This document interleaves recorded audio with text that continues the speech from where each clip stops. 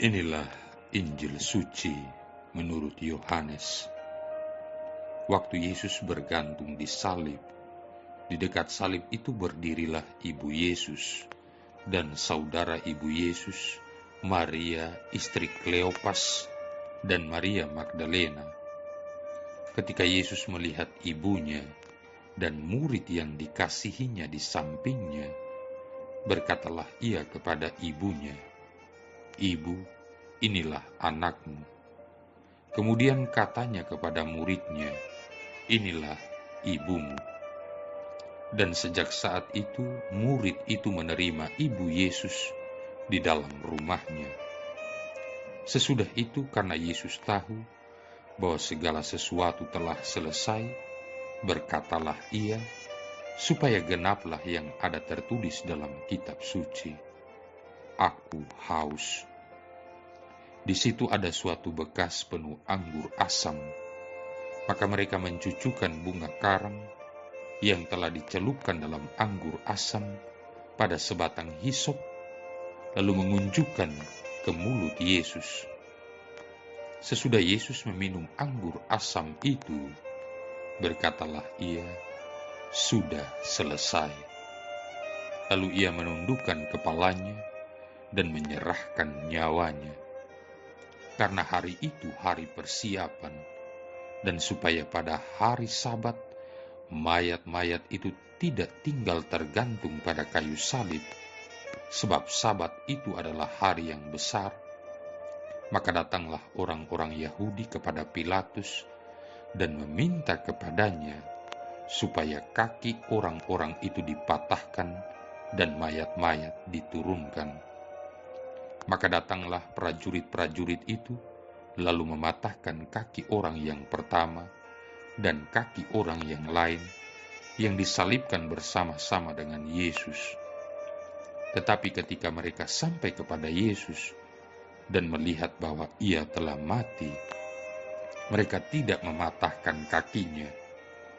Tetapi seorang dari antara prajurit itu menikam lambungnya dengan tombak, dan segera mengalir keluar darah dan air.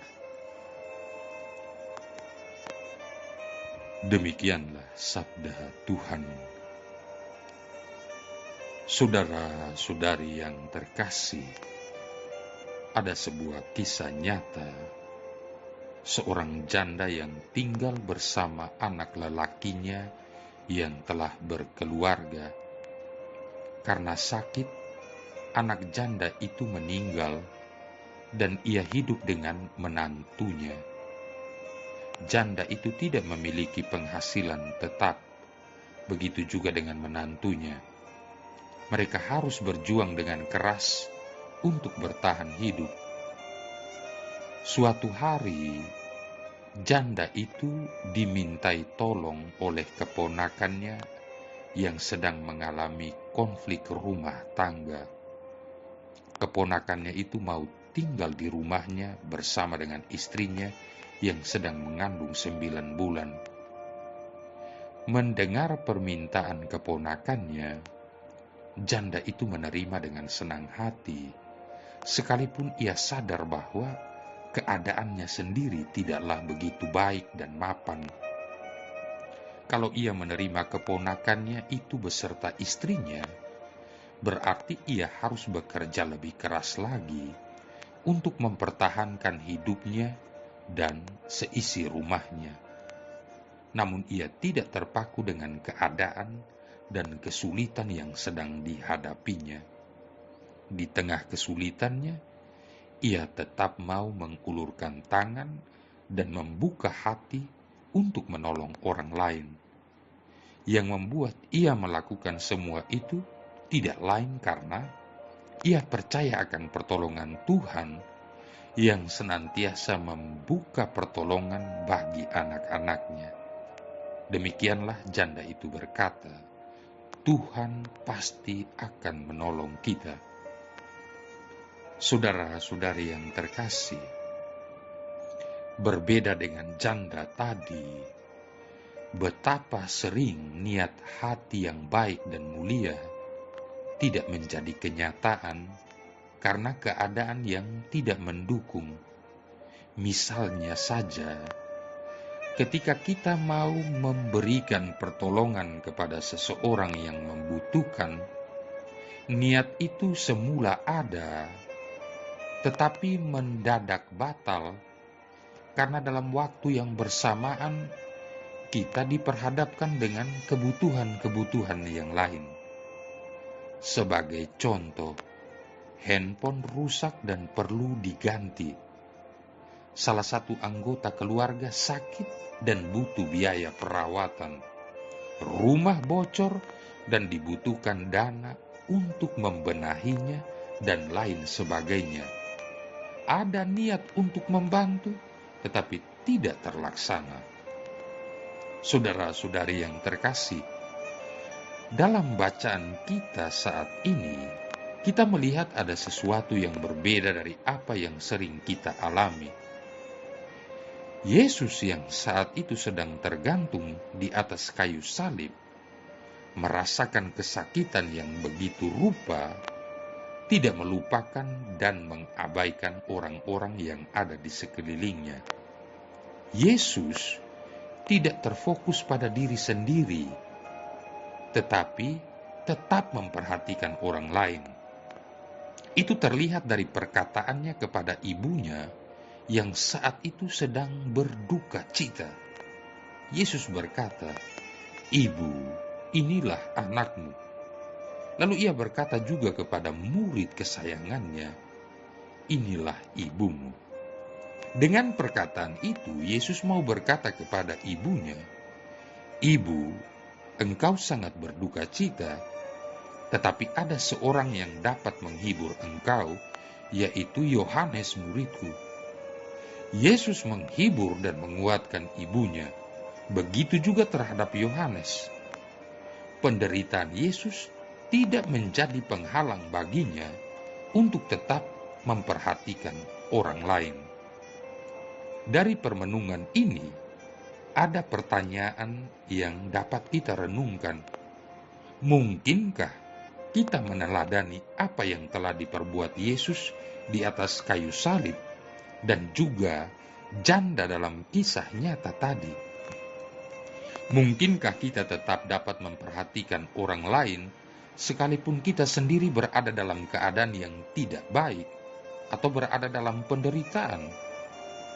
Mungkinkah penderitaan yang sedang kita alami tidak menjadi penghalang bagi kita untuk mewujudkan kasih kita kepada yang lain? Ada sebuah ungkapan yang mungkin juga dapat menginspirasi kita untuk selalu berbuat baik, yaitu jangan pernah menyesal telah berbuat baik. Saudara-saudari yang terkasih, suatu kali seorang anak sedang mengikuti sebuah lomba mobil balap mainan. Hari itu suasana sungguh meriah karena itu adalah babak final dan hanya 5 orang yang masih bertahan, termasuk Kevin. Sebelum pertandingan dimulai, Kevin menundukkan kepala, melipatkan tangan, tanda salib, lalu berkomat kamit memanjatkan doa. Pertandingan dimulai. Ternyata mobil balap Kevin yang pertama kali mencapai garis finish. Tentu Kevin senang dan girang sekali menjadi juara. Saat pembagian hadiah, ketua panitia bertanya, "Hai jagoan, kamu pasti tadi berdoa kepada Tuhan agar kamu menang, bukan?" Tetapi Kevin menjawab, "Bukan, Pak. Rasanya tidak adil meminta pada Tuhan untuk menolong, mengalahkan orang lain. Saya hanya minta pada Tuhan supaya saya tidak menangis kalau saya kalah." Semua hadirin terdiam mendengar itu. Setelah beberapa saat, terdengarlah gemuruh tepuk tangan yang memenuhi ruangan. Permohonan Kevin ini merupakan doa yang luar biasa. Dia tidak meminta Tuhan mengabulkan semua harapannya, namun dia berdoa agar diberikan kekuatan untuk menghadapi apapun yang terjadi dengan batin yang teguh. Seringkali kita berdoa pada Tuhan untuk mengabulkan setiap permintaan kita. Kita ingin Tuhan menjadikan kita nomor satu, menjadikan yang terbaik dalam setiap kesempatan. Kita meminta agar Tuhan menghalau setiap halangan dan cobaan yang ada di depan mata, dijauhkan dari sakit, penyakit. Tidak salah memang, namun bukankah semestinya yang kita butuhkan adalah bimbingannya dan rencananya yang paling sempurna dalam hidup kita? Seharusnya kita berdoa minta kekuatan untuk bisa menerima kehendak Tuhan yang sempurna sebagai yang terbaik dalam hidup kita. Saudara-saudari yang terkasih, pada hari ini Gereja Katolik merayakan peringatan Santa Perawan Maria Bunda Gereja. Pada Konsili Vatikan kedua terjadi diskusi panjang dan hangat karena ada beberapa bapak konsili yang ingin agar konsili memaklumkan gelar Bunda Gereja bagi Maria. Tetapi mayoritas bapak konsili tidak menerima anjuran itu, sehingga dalam bab 8 dari Konstitusi Dogmatis tentang Gereja Lumen Gentium, gelar Bunda Gereja tidak digunakan secara langsung untuk Maria. Namun, pada akhir periode ketiga konsili itu, Paus Paulus ke-6 memproklamasikan Maria sebagai Bunda Gereja dengan rumusan demikian. Maka demi kemuliaan perawan suci dan penghiburan kita, kami menyatakan Santa Maria sebagai Bunda Gereja, artinya Bunda segenap umat Kristen, baik orang beriman maupun para pemimpin yang memanggilnya Bunda tercinta. Pidato Paus Paulus ke-6 pada tanggal 6 November tahun 1964 dalam Konsili Vatikan kedua. Paus Yohanes Paulus II menulis pada bagian penutup ensikliknya yang pertama, yaitu Redemptor Hominis, sebagai berikut. Semenjak Paulus ke-6 yang diilhami oleh ajaran tersebut, Lumen Gentium, memproklamasikan Bunda Kristus sebagai Bunda seluruh gereja, dan karena gelar itu sudah dikenal jauh dan meluas, maka perkenankanlah penggantinya yang tidak pantas ini berpaling kepada Maria sebagai Bunda seluruh gereja pada penutupan renungan-renungan ini yang patut dilakukan pada awal pelayanan kepausannya. Dan sesudah itu, Paus Yohanes Paulus II memberikan semacam definisi tentang gelar Bunda Gereja itu dengan menulis demikian. Maria itu Bunda seluruh gereja sebab mengingat pemilihan tidak dapat keliru dari pihak Bapa yang kekal dan sesuai dengan tindakan khusus roh cinta kasih, ia memberi kehidupan manusiawi kepada Putra Allah yang oleh Dia dan demi Dia segala sesuatu dijadikan, dan yang dari Dia segenap umat Allah menerima rahmat dan martabat pilihannya. Secara teologis, gelar ini bukan tanpa problematika, dan karena itu harus dijelaskan dengan hati-hati.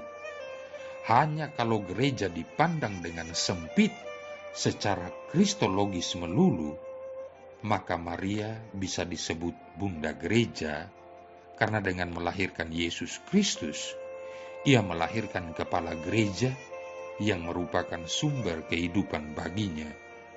Tetapi kita harus hati-hati dengan melihat Maria terlalu berhadapan dengan gereja. Maria tidak bisa memperoleh suatu posisi seperti Kristus yang sebagai kepala dan dasar gereja, meskipun sangat erat bersatu dengan tubuh, selalu sekaligus harus dipandang sebagai tuan yang menghadapi gereja. Maria tidak menghadapi gereja secara demikian, melainkan sebagai manusia yang diselamatkan seperti kita oleh karena karya Yesus Kristus. Ia sama sekali merupakan anggota gereja, saudari kita dalam iman, hanya saja imannya sempurna dan patut dicontohi. Sebab itu, kalau kita mengambil eklesiologi yang lebih tua, yang melihat gereja sebagai karya dan sakramen Roh Kudus, yang memang secara istimewa bekerja melalui Yesus Kristus, tetapi semata-mata melaluinya, sehingga secara analog kita sudah bisa berbicara mengenai gereja sebelum Kristus. Maka dalam perspektif ini lebih jelas bahwa Maria tidak berada di atas gereja sebagai bundanya, melainkan harus dilihat di tengah-tengah gereja itu karena keistimewaan dan kekudusan Maria merupakan buah yang matang dari rahmat Allah, karya Roh Kudus di dalam umat Israel. Dalam pastoral, Maria lebih penting sebagai teladan dan pelindung, dan dalam arti demikian tidak ada kesulitan bahwa masing-masing orang menghormati Maria sebagai ibunya dalam iman, ibu rohani yang dengan teladan hidupnya yang baik mendidik dia sebagai anak supaya ia pun bisa menjadi matang dalam iman Kristiani. Dan Maria sebagai pelindung yang dengan hati dan keprihatinan seorang ibu melindungi anaknya supaya ia jangan binasa di dalam berbagai bahaya, melainkan memperoleh keselamatan, khususnya keselamatan abadi. Marilah berdoa. Allah Bapa, sumber kekuatan kami, ketika putramu ditinggikan di salib, ibundanya berdiri di situ dan ikut menderita. Semoga kami pun ikut serta dalam sengsara yang dialami Kristus demi keselamatan umat manusia, agar kami dapat ikut serta pula dibangkitkan bersama Dia. Sebab Dialah Tuhan dan pengantara kami, yang bersama dengan Dikau dan Roh Kudus hidup dan berkuasa, satu Allah sepanjang segala masa. Tuhan memberkati kita sekalian, Bapa, Putra, dan Roh Kudus.